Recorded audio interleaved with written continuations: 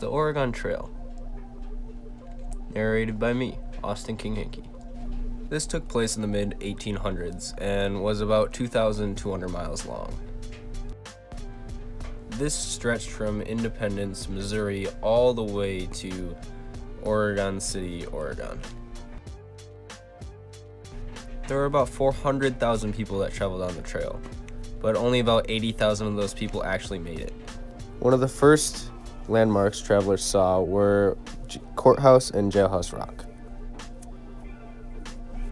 Next came Fort Laramie. This is where people could trade, and it was also run by fur traders. Next landmark travelers passed was Independence Rock, and following that was Fort Bridger, where there was just some more trading.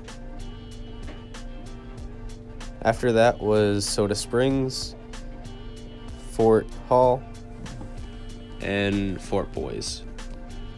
This is where travelers had to put their wagons on rafts and float them down what they called the dollies. Then they just arrived at Oregon City, Oregon. Sounds pretty easy, right? Not quite. On the trail, they experienced bad weather, such as snow, rain, or thunderstorms, really hot and bad heat, and this led to bad road conditions, which led to broken wagons and just inevitably longer on the trail. Disease was also a big deal on the trail, and it caused a lot of death. Broken limbs were also a big problem on the trail, along with hurt cattle or oxen. People actually go and travel on the Oregon Trail today, but if you don't get the chance, you can always play the game, which lets you choose who you are, when you travel, and how much money you get based on who you choose. In the game, you will get to trade and overcome obstacles.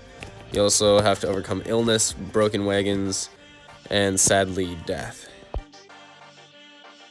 This is shown to many of the people who do not make it across the trail.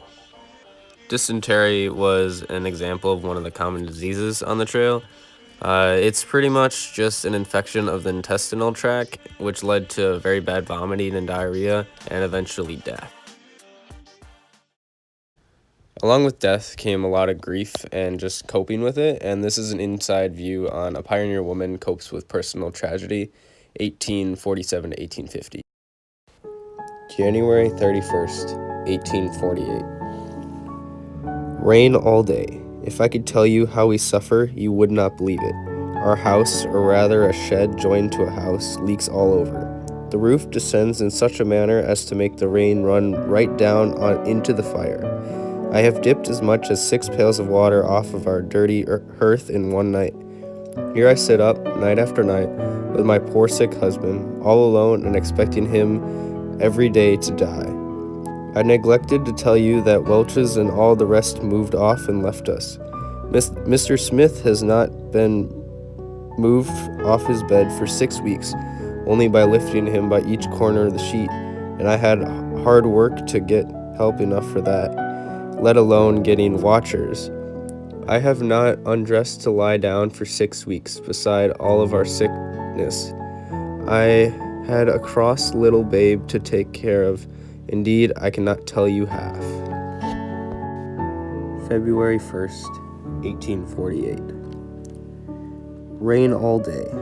This day, my dear husband, my last remaining friend, died. February 2nd, 1848. Today, we buried my earthly companion. Now I know what none but widows know. That is, how comfortless is that of a widow's life, especially when left in a strange land without money or friends and the care of 7 children. Cloudy. Overall, the Oregon Trail was pretty difficult and very sad for those who traveled on it, but they took their chances and hoped for a new beginning. I hope you enjoyed, and thanks so much for watching.